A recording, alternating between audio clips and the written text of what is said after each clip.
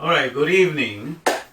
So, today is Monday and I made a program. I recorded it yesterday on Sunday. I was all dressed up because it was Sunday. I usually dressed up on Sundays.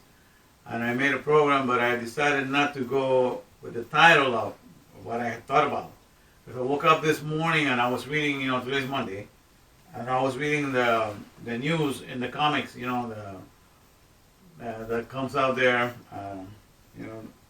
the story of the cartoon news for the politics and stuff like that. And so there was a picture of somebody, of the Pac-Man, the yellow big mouth opening up that eats the stuff, but he was eating up $1, indicating that it's consuming the economy and the value of it right now. Things are going down the drain. But the word on top of it says COVID-19-MAN. Instead of Pac-Man, COVID-19-MAN. I thought, oh wow, that's a good way to introduce myself. I was thinking of a name to present myself during this season, because this is a very special. Now I wanted to, get that as a domain name, but it was taken. COVID-19, man, was taken. So I looked for the COVID, the THE at the beginning, the COVID, and that wasn't taken. So I registered with that. And that's the way I'm going to be going with this thing.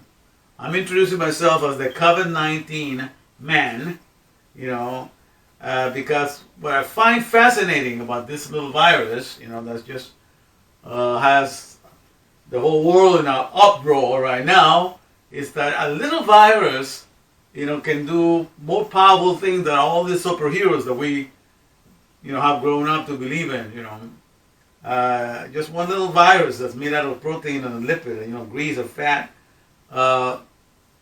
can paralyze economies, can paralyze the whole world, and people can be so afraid of it that everything, the whole world is at a standstill right now, to the point of something prophetic that has happened in our days, that we have all, because we have been we're in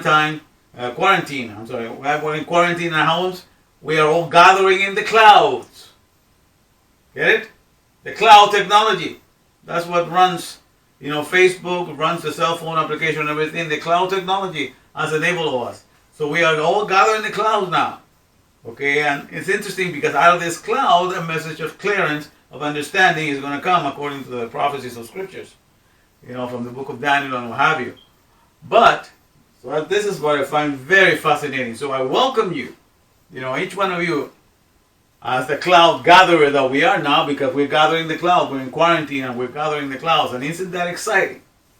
So, but the reason why I thought that I should call myself the COVID-19 man, is because of all that has happened throughout my whole life. I think my whole life has been leading to this point, The preparation has been all for this. The study of everything in regards to the scriptures began in 1979. And in 1979 to 2019, that was 40 years that I've been in the scriptures. And I've never deviated from studying. Even though sometimes I have to confront pastors and teachers that I have ministered with, not behind their back, but face to face, when I see an inconsistency or discrepancy in the way that they portray their messages. And because of that, they have kicked me out of the company or kicked me out of the universal body of Christ, like one of them thought they had the authority to do. Even though that has happened, that has not dissuaded me in any way from deviating to study the scriptures. And so I've studied it daily, for 40 years in a row, and lately, in the last few years, the last 5 years more or less, it's been all in the Hebrew alphabet. And in those 5 years, everything has become so clear. Now the Torah to me is the foundation of everything. And from there, I can view it, the whole spectrum of how things is set up, And so from this, that's the reason why I thought I would share, my experiences of what I've gone through, my observations, if you please, that enables me to take this situation, this scenario in which we find ourselves, and to see it from a vantage point, which gives me great deal of peace and joy to me, because great things are about to happen, and I know exactly what they're going to be, but A lot of people are stressed out of their wits because they don't know what to do. You know, they're all of a sudden they start working. They have to be at home. They have to be homeschooling. A lot of things that we were not prepared for. And I don't understand. I mean, I do understand what people, you know, are hoarders and have to go, because if the last thing is thrown at you the last minute, they'll, you know, you want to, just the best thing you can do is just to pile as much as you can so you don't starve, because we are mainly trained to be consumers. So, you know, if you're not trained to be a faster like I have, I've been doing fastings almost since the age of 25. But I got more serious into fasting from 2011 up until now. You know, so I've done all kinds of fastings, and I trained my body through all kinds of situations during this whole time, to the point that this thing does not, you know, scare me in the sense, because I trained my body how to survive. You know, I'm not going to explain it on this video, but, you know, we'll see when we can. But how to, just by having 2 distilled gallons of waters, which I always do in my house, you know, I could go and live on just on that for 60 days. Okay? Don't try it. You have to know exactly how to work that out. You know, but I figured it out, and I know how to do that. So that's why I've done many things to train my body. And so I know I can do that. So that's why this situation doesn't scare me now. Running out of food doesn't scare me. You know, and if you're fasting, you don't have to do that much poop. So toilet paper doesn't scare me. So a lot of things that the world are scared by does not scare me. You know. So if things gotten worse, I don't think things are going to get that bad. Because we are in a special, you know, moment in history. An unprecedented moment, if you please. Something that has never happened before. And with the whole world is doing this. You know, so there is an interesting thing I find about this virus, okay, is that for some reason in this virus, we are the ones being quarantined in our own homes. In the computer environment, when you go into a computer, you have your laptop or any computer that you have, whatever is in that computer that is quarantined is only a virus, or is a Trojan, is a worm. All the bad stuff in the computer is the one that's quarantined. You know, the good programs and everything, they're kept functioning because they want to quarantine all the viruses. So that's why you have an antivirus in there, and you have, you know, firewalls. You have all kinds of programs to prevent in a computer environment, you know, for any of the viruses to get out of the quarantine. So quarantine, you know, the bad stuff, doing all kinds of harm and havoc to the programs and applications. So we are the one being quarantined. What does that tell you? What are we? We are the viruses. What are we a viruses to? Okay, a virus is something that corrupts, that eats away at the core of the program, so that the program does no longer function, does not connect with the other commands, and therefore it creates the blue screen because it's not going anywhere. It puts it in a constant loop. And so a virus is this thing that eats away at the core of an application and destroys, it corrupts a file. Okay, so it has to be put away. Alright? So what are we a viruses to? First of all, you have to understand that we were made for words, to inherit words. But not just words to repeat them. Okay? Like echo chambers. Like most people, you learn words because they know how to say it. They think they know the word. No, when you know a word with the fullness of its meaning and definition, then you know a word, and then you are no longer an echo chamber, a repeater, or a parrot. You are an economy, because you know the word car in all of its meaning and definitions. You can create an economy. You can make a car manufacturing company. You can hire thousands of people. Every nation will welcome you because of the knowledge and your usefulness. So every word was given for us to be given to make us producers, okay, not just consumers. So the word is at its best when the word is taken in with all of its definitions. Because when it's full of all the definitions, that word has a heart, is alive. It makes you a producer because you know all of its meaning. But you will be raised in the garden of lack, as opposed to the garden of life. In the garden of lack, you're only taught to be a consumer. You see the silhouette of that shape in there? That's a product, that's the name of it. Go get it to fulfill your life. So you only are an echo chamber. You know the word, you know the figure of it, the shape of it. Because I'm speaking in this, I'll explain a little bit, you know, why I say, you know, that the things that come out of the earth, the thing that we call car, is not really the car, the instructions that you have inside of you. that tells you how to make. That's where the real car is found. And that's what the real thing that we call car is found. Okay? Everything that we bring out of the earth and we assemble and we put together and we look at it and we call it a car, that is just the 3D printing that came out of the knowledge. The knowledge is in us and the real thing is in us. That knowledge names it, defines what it is, gives us meaning, it defines how it's supposed to get together, defines how it's supposed to be maintained. Okay? So therefore that knowledge is the reality of it and is the thing. Everything else is nothing but the assembling of it that came out of the knowledge that's inputted and put in us. Alright? And the original 3D printer was the ground.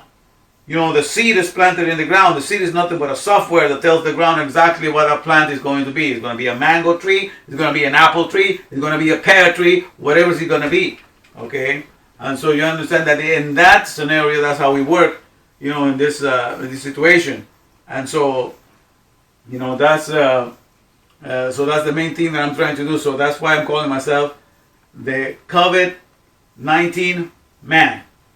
Because I'm introducing a vantage point, a way of looking at things that is going to destroy the system that has gotten us accustomed to just be consumers in this world. We are no longer going to relish or look forward just to just be like that. We're going to savor the word with its fullness of its meaning and its fullness of its definition. So all of us will learn to be producers. Because if you just want to live in this creation, you know, at the lowest way of manifesting and expressing the word, you know, you're nothing. Because if you just take a word to be a repeater and an echo chamber, you are a corrupter of that word. Because you don't have it in its full definition and it's full of its meaning. So therefore, that word in you is a corrupt file. Because it only makes you a consumer of that shape that came out of the dust. And it doesn't make you whole onto the coherence and definition, or will make you a producer because you never learned the word that way. So you are here only to cause decay and to consume all of creation. And it cannot be. This is, you know, this cannot continue. So the understanding that I'm going to provide you, you know, is going to throw a monkey wrench in this system, this so-called monetary system that we have. Because money is the true religion of our time. I don't care if you're atheist or you know, or you're a Jew or you're Christian, and you're Islamic, you know, you're Muslim, you're Hindu. I don't care what religion, but everybody, you know, when it comes to this, they all believe the same about this. Okay? This is a $100 bill here, right? Look at that. $100 bill. They all have the same belief about this. You know, they believe that this thing is what gets things in life, the best things in life. Because as a high school student, this is the currency IQ test that I used to give them. I used to tell the students, I'm going to have your question and it's only answered by one word. Don't struggle with it. Just say the first thing that comes to your mind. And the question was, what gets you the best things in life? Like the best cars, the best doctors, the best technology, you know, the best houses, the best hospitals, you know, the best of all the things are, what is the one thing that gets you that, you know? And quick, don't think too much about it. Say it. Money! You know, that's the first thing they say, right? And that's fine because that's what you've been trained. So if you believe that money gets you the best things in life, you know, especially if you earn good dollars, right? Now, I will tell them, now let me see, if I gave you all the fortune of Bill Gates, and I gave you all the fortune of, you know, Warren Buffett, all these people. But there was no knowledge to make hospitals. There was no knowledge to train doctors. There was no knowledge to train engineers and to make any of the technology. Will you still be able to get those things with that money? No, of course not, you know. So money is not what gets you those things. Knowledge and understanding and the fullness of meaning and definition is what gets you everything in life. You know, what money comes along and is used, what I call an encore to knowledge. Says, do more. You know, like when you see a performance and you like it, and then, you know, you cry, do more. So that's all that money does. It's just a request for knowledge to make more available for your fellow man. And since we receive this knowledge and we make and manufacture the products, you know, and we get paid for it, for what we made, and once it's put in the market, it's being paid already, that money that comes along, You're not really buying the things. You're saying, make more of that available for my neighbor because somebody else paid for it already. Everything that you get is being paid by somebody else because everybody got paid for it already. What you are doing with the money is ordering that some more be made available for your fellow man. So it's a great paradise that we live, but we don't see it because we attribute to money what should only be accredited to knowledge. Alright? So the value of everything is in us, it's not on a piece of paper. And even further, think of it. If I give you all the gold in Fort Knox, or all the gold in the vaults of the Rockefellers and the Rothschilds, all these people that have all the money and all the gold hidden away in their big vaults, if I gave you all of that, and there was no knowledge, will you still be able to acquire anything? Of course not. A piece of metal has no value in of itself, and a piece of paper has no value in of itself other than the one we attribute to it if we're stupid enough to do so. You got to understand that it's the knowledge in us that is the most valuable, higher than gold, higher than anything, because that's the one that's making things happen. That's the one that's bringing things into this world. That's the brand that's bringing the comfort and technology. And if we for once we begin to forget that and transfer that value to a piece of metal or a piece of paper, we have become stupefied. We are very stupid indeed.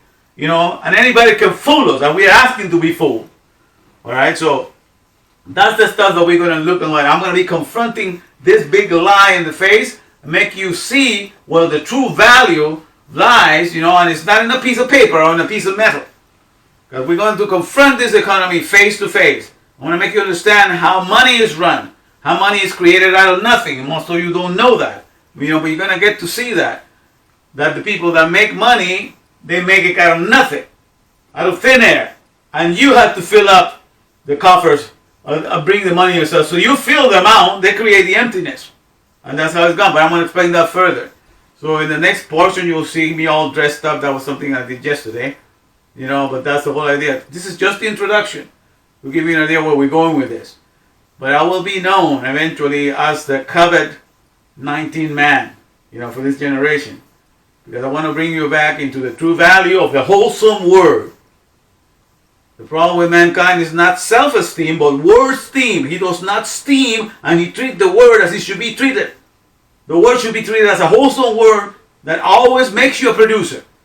I'm going to bring you into this awareness because that's what is missing right now. So next, you'll enjoy what I did yesterday.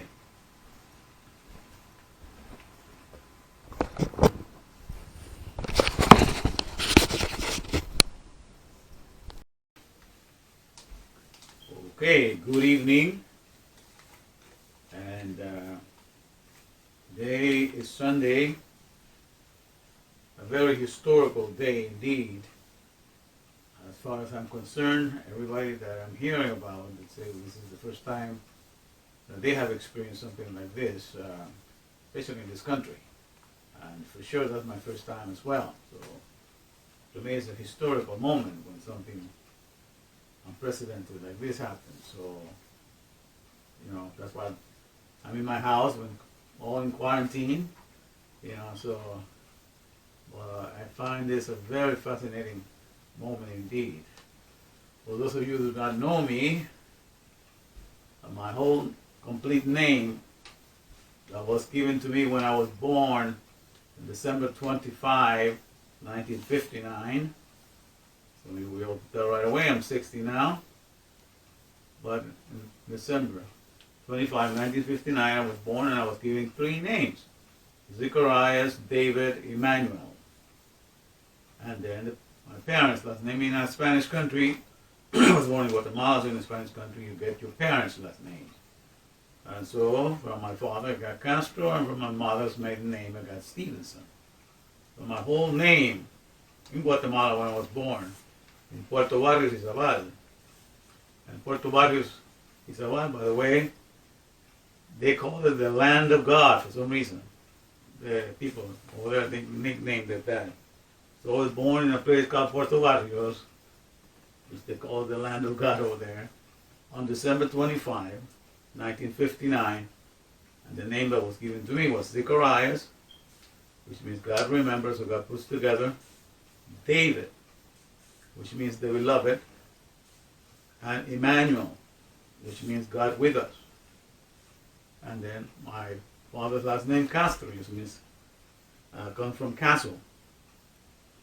Strong tower. When you put those two words together, in the Hebrew, strong tower means the father. The Aleph and the Beth together means father.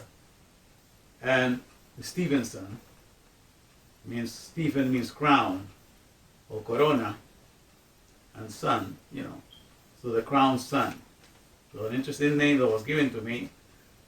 And I always kind of keep track of the events of my life as historic moments in which I had nothing to do with that. I did not choose my name.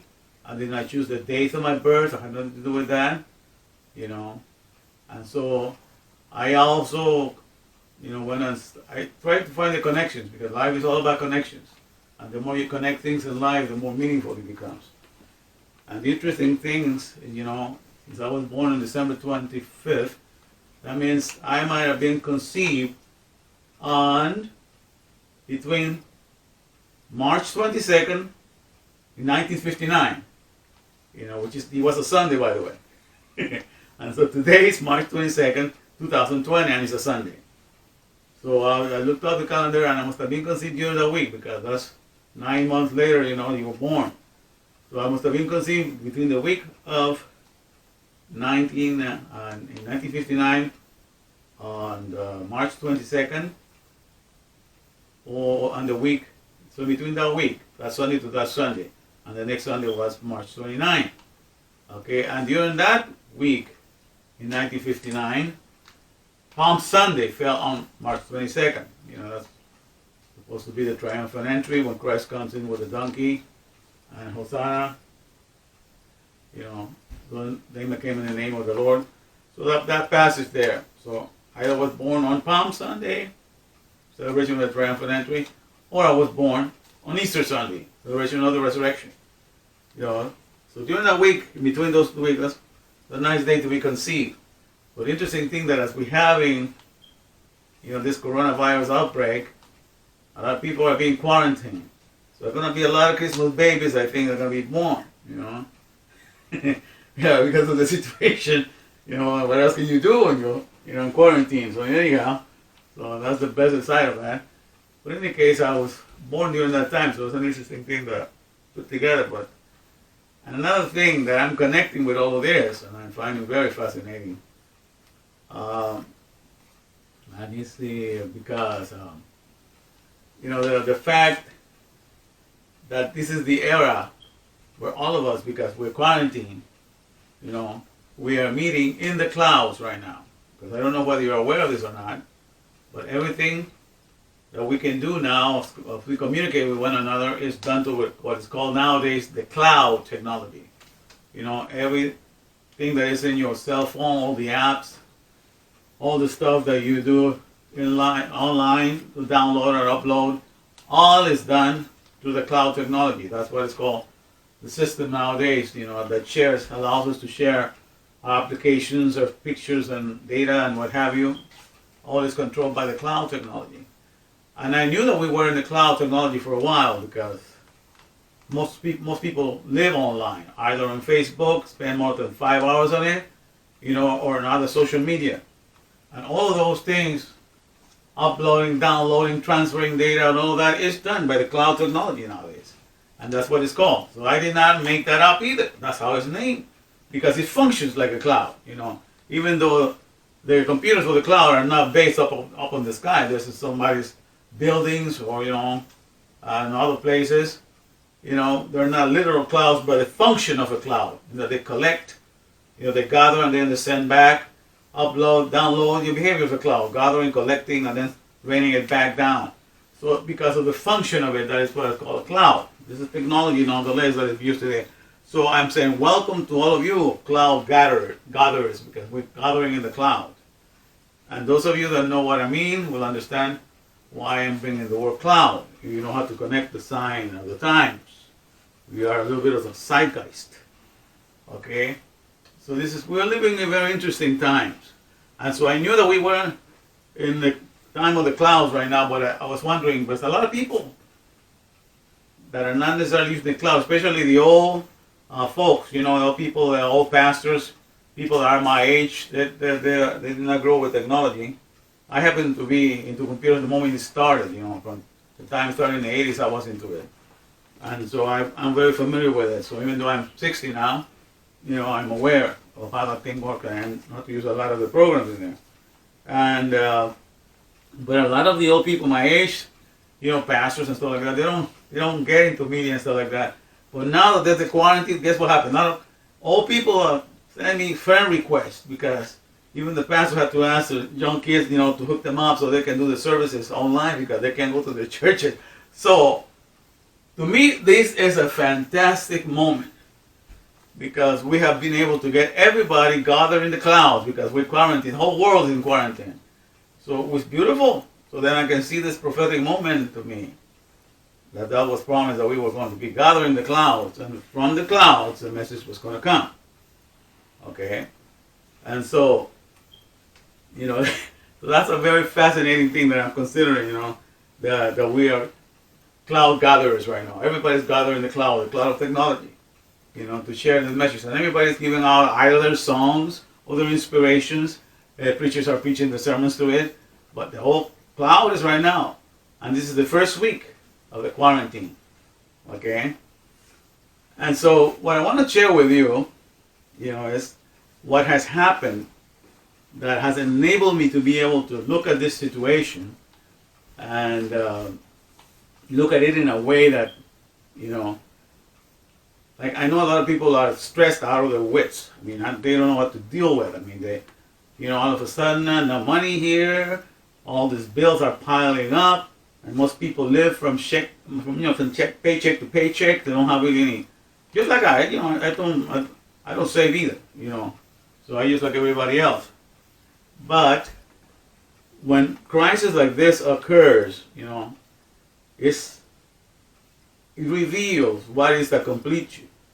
If you have something else that completes you, other than this external economy, that we are accustomed to live in, then it will show, it will manifest itself, But if you are only, if this economy, this whole world that's around you is your only hope, then you can see, it comes out, your fears, you're stressed out, you're pondering what's going to be next, you're worried, and that can depress, that makes you be very depressed, what have you.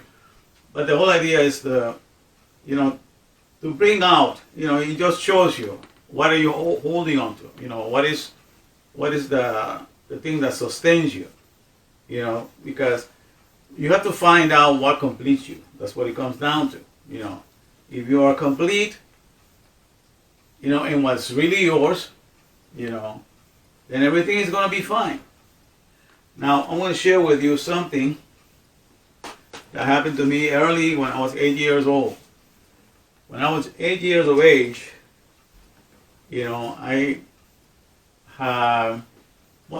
prior to getting to that, I will explain to you what happened to me prior to 8 years of age. When I was very little, my parents always used to bring me gifts, for Christmas. And they would always tell me, just like everybody, other parents would say, that Santa brought this for you. That was in Guatemala. In Guatemala, they don't have chimneys. So they say that Santa had a little powder, that he put up on himself. He made himself become smoke, and then he went through the door, and he appeared, and he put the gifts away, and then they told me the whole story that way, because they don't have chimneys over there, And so every year, I was a real spoiled kid, because my first brother, when he was born, he died of malaria at the hospital, and then all of us were born at home then, my mom didn't want any other child to be born. And so I was the second child, because the other one died. They were pampering me, make sure that nothing happened to me.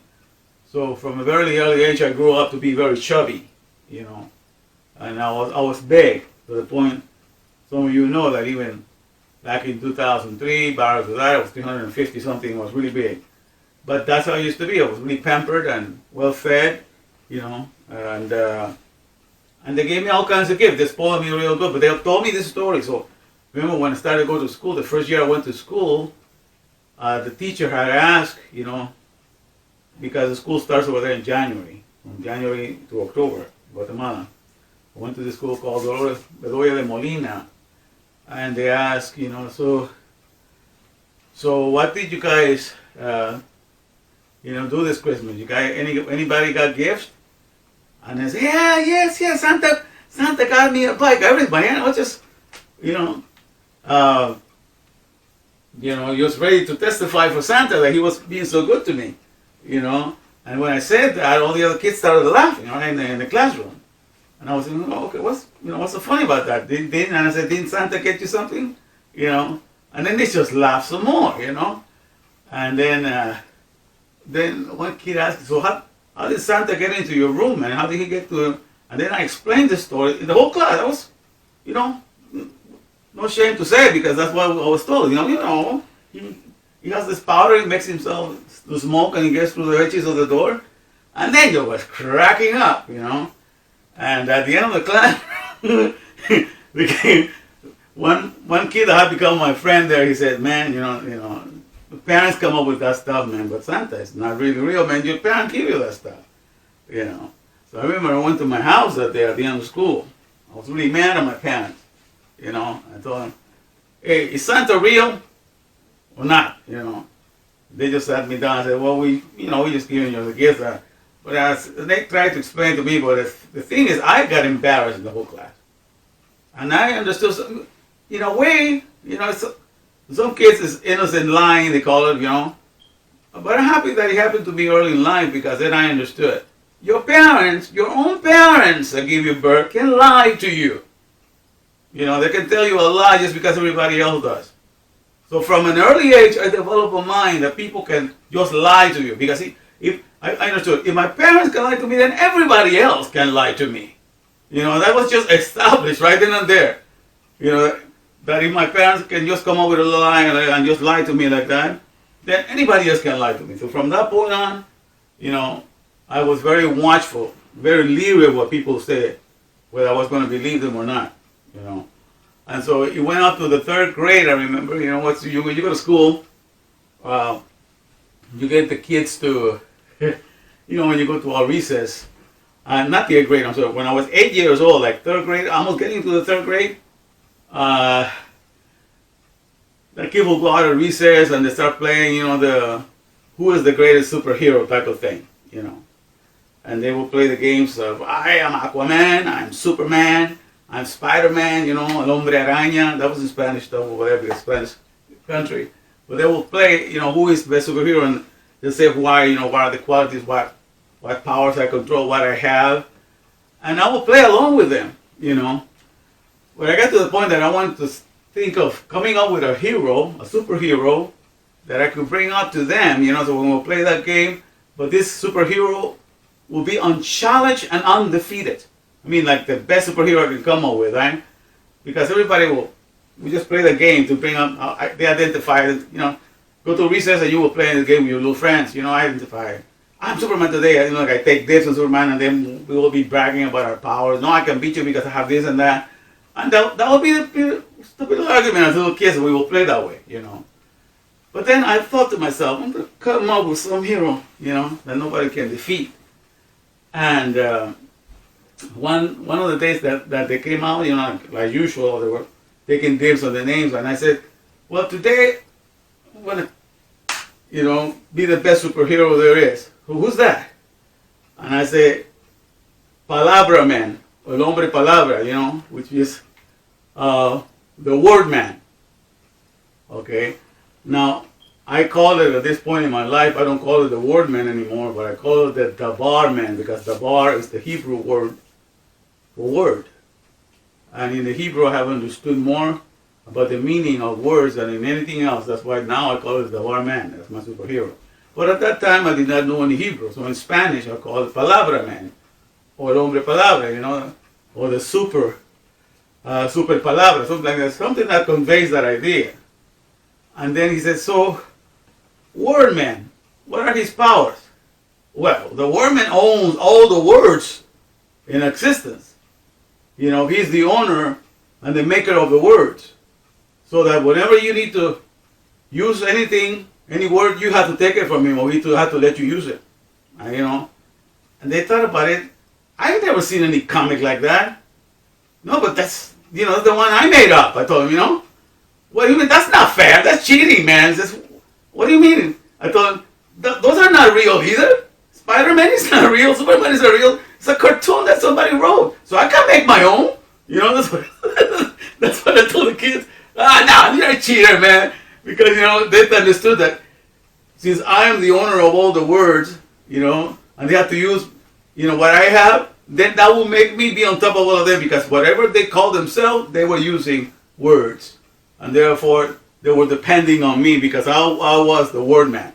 You see, that was a logic that I developed as an 8-year-old to try to think of an idea of how I would always be the superhero on top of everybody. Okay, and then the kids after that didn't want to play with me. They said chanchullero in Spanish is a cheater, you come up with things, you want to get out of the, you don't use the superheroes that we're using. I said, no, I mean, those are made up, so I can make up something too. So as an 8-year-old, I felt really good about the fact that, I invented a superhero nobody could kick his butt, because they needed to depend on that superhero.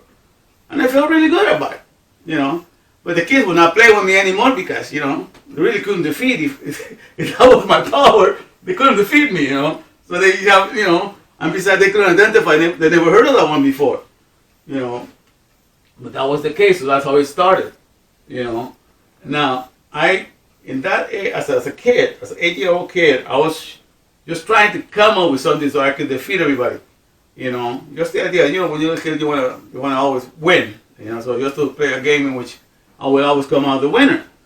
So I invented that, right? So, but as I grew up, I forgot about that, We understood that the word is powerful. That's something I understood. That, and the way you teach it and you give it, because, from the first time that my parents gave me a lie about Santa Claus and I knew it wasn't true, and then I was embarrassed by that, and then I knew that I always was fascinated with the use of the words, okay? And later on, when my parents came here to the United States, both of them came, and I was left in Guatemala. I went to Instituto Evangélico América Latina, EAL. That's a Protestant private school, evangelical school, where they teach you the Bible and stuff like that. It's Christian oriented, and I was there for 3 years, I remember. But in the boarding school there, most of the stuff that you ate was constantly beans and rice, not too much variety. And I remember that about the second year that I was there or so, I wanted to change, get a little bit more variety in my diet. And I knew that the people from outside that would come in with the best sandwiches, Their moms and the parents made them the best sandwiches. And I kept my eye on who bought the best sandwiches. And I thought I want to start a club so I can get some sandwiches for myself. So I had to invent something. It started like a secret club, like a secret society. Let's say, like they understand. That's why I understand how the secret societies work. Somebody comes up with something that they want to devour from society, something they want to consume from society, and they create a little group, in which they'll have fun doing all little things. So, but what I did is I created a group called OTSA, Organización de Tragadores Sociedad Anónima in Spanish. It's an organization, people that just eat, consume tragones, is just gobbled up, anonymous society, and I created my own alphabet. I remember that. I thought, we're going to find a way to communicate so we will know only among ourselves what we're talking about, And I created my own alphabet, my own little quiggly stuff. That this means A, this means B, and so like that. So we share among each other. And then we would do things like, write letters to the people that, girls, if somebody like a girl, they would write a letter saying all the things they want to say to the girl, and somebody will deliver it, to a girl. The girl will have no idea what she's saying because only a lot of squibbles, but we knew what it was. And then she wanted to find out, and she might go to somebody that had the thing, and he felt, well, that he could read it to her or not. But, it kind of makes us feel superior because we had a code by which we communicate and they couldn't understand. And also, if we hated a teacher, we could leave a note on his desk saying all kinds of bad words to the teacher, but it wasn't coded. so that people could not understand it, whatever.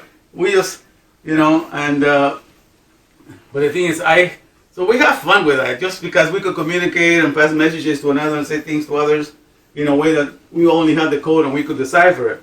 So because of that, I formed a little group, and after a while, it was 3 or 4 of them. To join the thing is, the thing that people had to do, had to go steal a sandwich, okay, from the person that I told them to steal it from, because I knew which ones brought the best sandwiches. And they brought the sandwich to me, they could be part of the group, And so that's how it went on almost the whole year.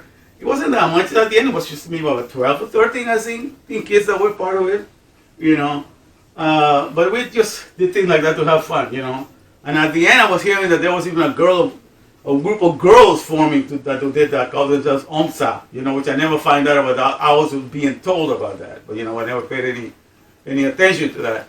But so I understood that you can do things, when you have words and you decode them and you do things yourself. You can make fun. You can create a little group. You can create your own little clique to do little things with them, stuff like that. But to make what I'm trying to say is that in that school, by the way, they would go to youth camp, Montesion, Mount Zion youth camps that they had, and they would do all kinds of things to get the young kids to, to be saved according to the way that they teach to be saved. But it was a very Pentecostal oriented school, in the sense that you have to receive the Spirit, and one of the things that they say that they have to, the sign of receiving the Spirit was that you speak in tongues. That there was some commotion in you, and you would start speaking in tongues, and then you were touched by the Spirit, And the thing is, I remember in that school, I went, every time they offered an invitation to accept Christ, I would go forward. Pray for me, nothing. All the other people on my right, they would pray, and they'll get onto something, start talking some gibberish, talking in tongues and stuff like that. So, the interesting thing in that school is, so I almost went there for 3 years. And there was hardly any black people there, I was about the only one that stood out, because most of the people were just Latinos, from Guatemala and stuff like that. There were maybe 2 or more black people that I would see every now and then, but they were not in the boarding school. They would just come in the afternoon classes. But I remember that I began to get a little complex, in the sense that I was thinking, maybe God doesn't like black people, It's not that I was feeling rejected as a black man from all the students welcomed me. I never felt any rejection from the kids over there in Guatemala. I felt really welcome by everybody. But I started thinking of the complex, because I wholeheartedly went to try to, receive some Spirit and stuff like that. But after a while, when I got out there, I just said, Then when I came here in 1975, the school was over in 1975, I came here in Thanksgiving of 1975, and I started at LA High School. In Los Angeles High School, when I started here, I came here to Los Angeles, California. I went to LA High School. And when I started, I was reluctant to come here, because I wanted to go back. I liked the idea of just coming here to visit and then go over there, because I would tell my friends over there, I'm just going to go visit the United States and come back. That makes you look like you had a lot of money, So anything to get the attention from the kids, I will do stupid things like that, Well, what can you do when you're a kid? You want to get all the attention for yourself. So, but my parents said, no, you just can't go back anymore, we don't have to stay here and start high school here. I was really mad. I remember when I came to Thanksgiving on November of 1975, I was really upset. But then, as it turns out, when I started going to school, I found out that there was an earthquake in 1976, a big earthquake in Guatemala. And one of the houses outside of the EL, where I had been staying in the last year, it collapsed, the full wall collapsed. And so good thing that I didn't go back, because I would not be here talking to you. So then I was not upset anymore. I realized that maybe there were other plans for me to stay here, but it wasn't my idea to come to this country. My parents had brought me here. I was 15, when I came here. And, but in 1975, in December, I turned, 16 that year.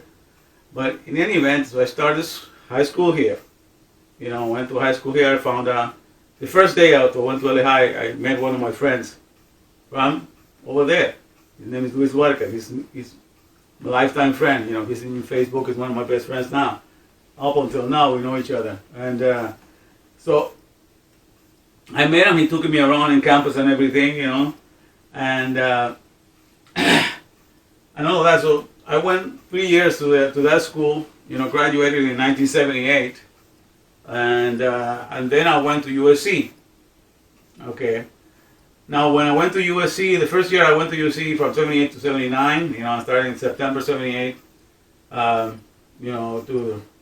June or May of 79, I goofed off. I had really no plans for my life.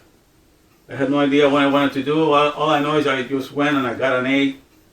I took computer science, and I took some classes for computer science, but I just went and goofed off. I just spent almost all the time playing playing pool. I became real good at playing pool, And so at the end of when I was getting to the end of the year, my classes were really bad. We're from a Christian group called Campus Crusade for Christ.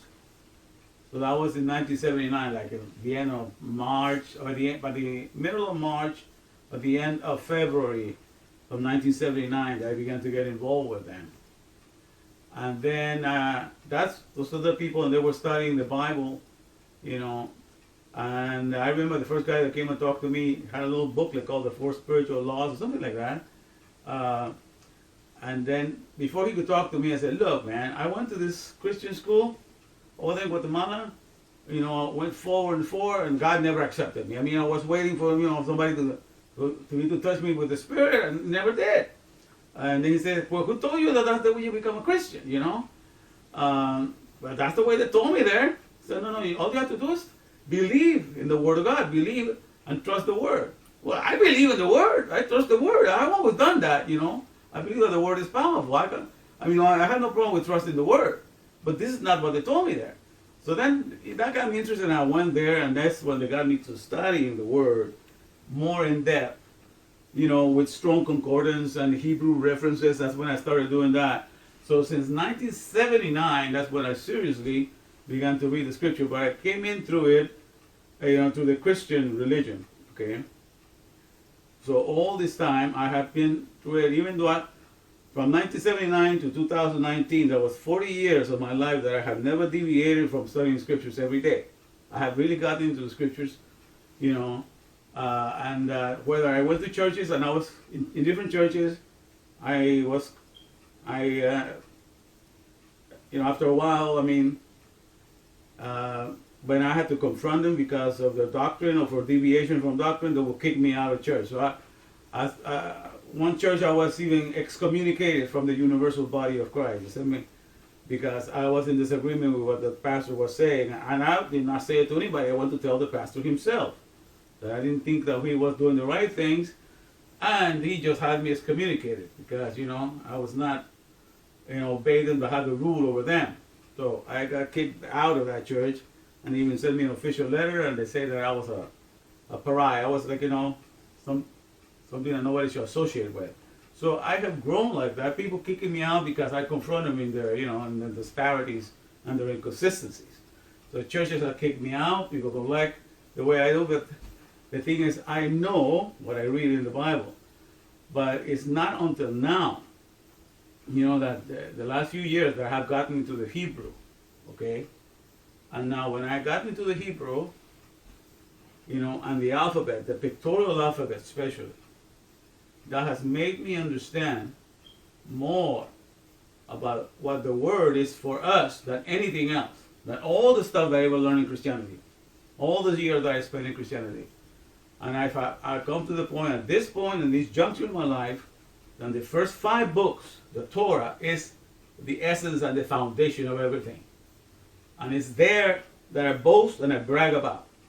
And that's why what saved me when I was 8 years from being, taken over by all the people that wanted to give me all the heroes that they identify with, and wanted me to think that they could have any power on me because I thought of as it turns out, the dabar, which is word in Hebrew, the dabar, when you break down the word, in Hebrew, is made out of 3 letters in Hebrew.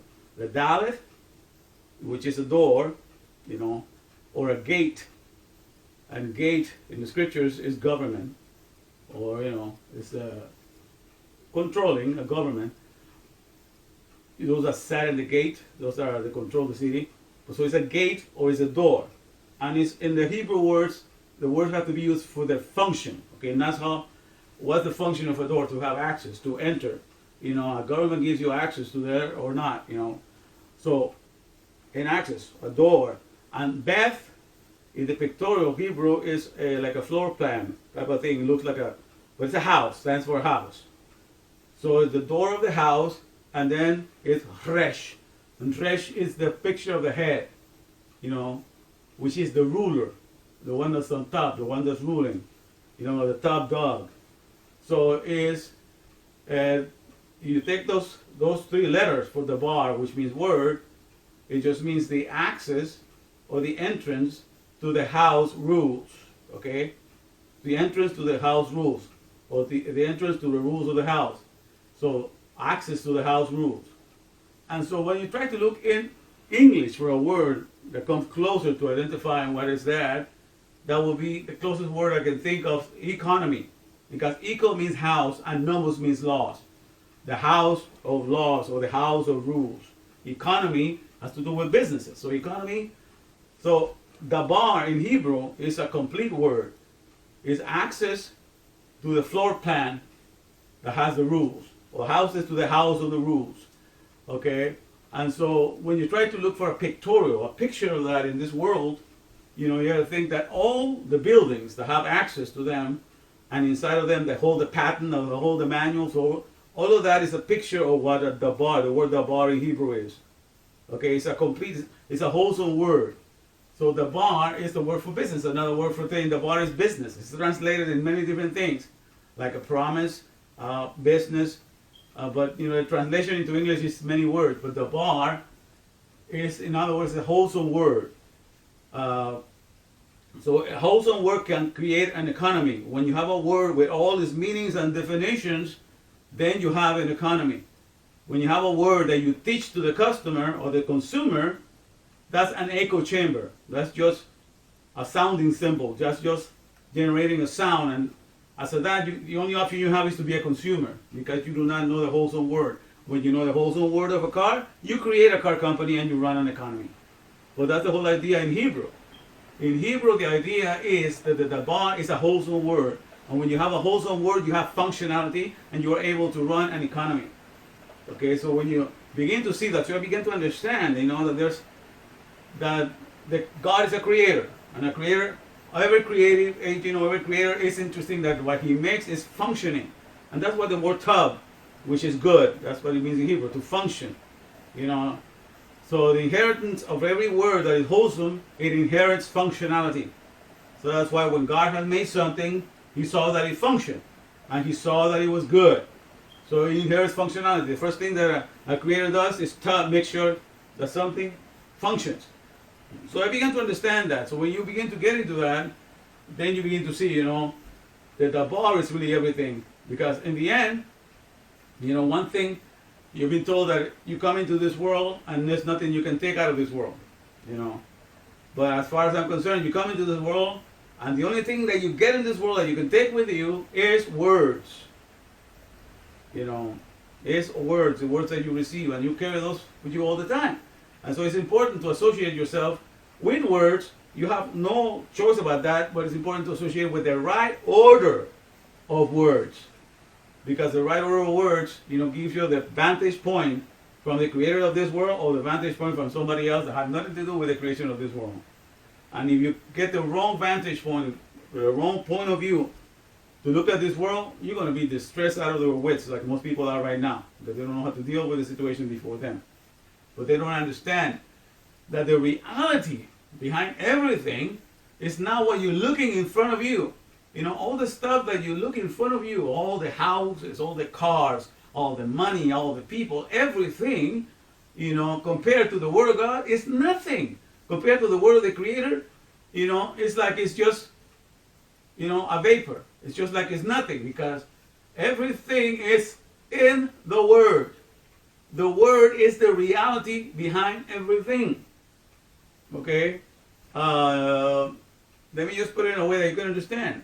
The fifth book of the Torah, Hadabarim, which means Deuteronomy. We know it as Deuteronomy. Hadabarim. You will forgive me if I don't pronounce the Hebrew that well. I'm just into the meaning of it. But Hadabarim, it means the words. Deuteronomy in Hebrew is the words.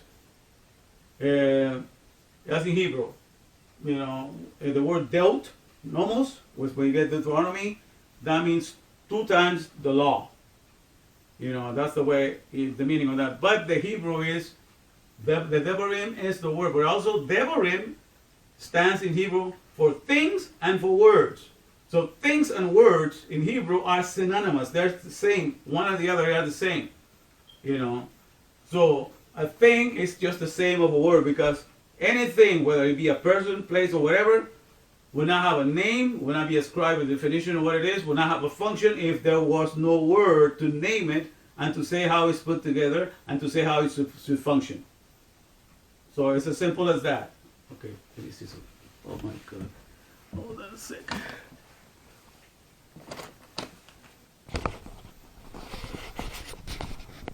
All right. I just wanted to make sure that it's recording. All right, good.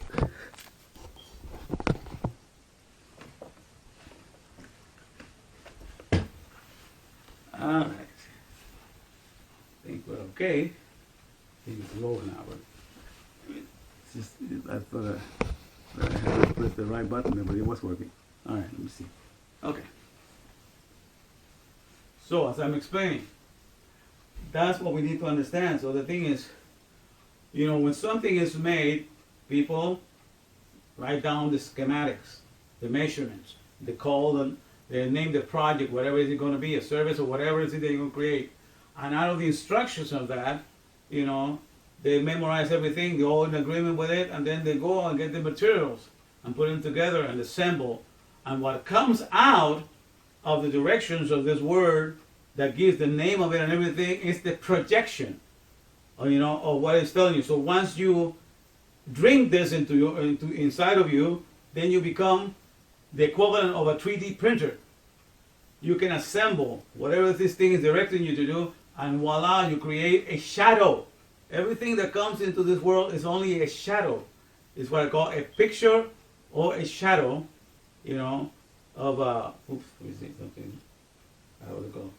Clipping here, let's see. All right. So it's a picture and a shadow of the reality. The reality is the word, you know, because that picture is forming your head first, and then you can project it. Okay. The original 3D printer that was created was the ground. The ground receives a seed, and the seed is nothing but software from on high. It has a code in there that once the ground receives it and it's watered down and it cracks open, then the ground goes to get all the necessary materials to follow the instructions that are found in that seed. And then it brings out the tree, and it forms out everything from all the materials I found there. But the original 3D printer is the ground that the original creator made. So it makes all these plants. Now what I find fascinating, since we're talking in this regard, there's a person, I believe it was the name of John, but I don't remember the whole name, but he wrote a book. He was talking about trees and plants. He was saying there's about 400,000 plants, species of plants in all creation, and about 300,000 plants are edible. Imagine, 300,000 plants are edible. But in the book he says only about 200 of these plants, or 200 plants, are the ones that are commercialized by all governments. So imagine that for a second. If you're giving 300,000 edible plants that you don't have to make, you don't have to work for an apple, you don't have to work for a pear, you don't have to work for a pineapple, you don't have to work for any of those trees to make any of the products. They all do it by themselves. Okay? So imagine if 300,000 were made for you to be able to have available, even if you were to eat 3 or 4 or 5 different fruits or plants every day, in a whole year you will not eat the same thing. But 200, about only 200 of them are circulated and commercialized for us to eat. That's about 1% of a percent. Imagine how deficient we are. We have been, you know, denied the whole, you know, the whole garden of 300,000, you know. And as a side note to that, if you ever study it, if you find out, the interesting thing is that when I was looking that up, the reason why I looked that up is because I had counted how many words, how many words are in the Torah, in the sequence of letters. There's 22 letters in the Hebrew alphabet, okay? But in the right sequence, all the letters in all of the sequence, from Genesis to the end of the Hadebarim, so the Deuteronomy, I was just wondering how many letters were there. So I went Google it and it says it's in Hebrew, not counting the consonant, not counting the vowels, just the consonant, because it only has consonant. It's 304,805. 304,805 letters. Okay? And then I was thinking, could it be that, for plants or something, there's something that may be approximating that? That's what the thought popped into my head. So I Googled it. I want to find out about how many edible plants are there in the world. And then this came out. This guy says there's about 400,000 plants, and about 300,000 of them are edible. That's close to 304,000, So the signature for the feeding and the health of this body, 300,000 edible plants were made. And for the feeding of our understanding of receiving the message that we should understand to make us complete and whole in the reflection of our Maker, 304,805 sequence letters were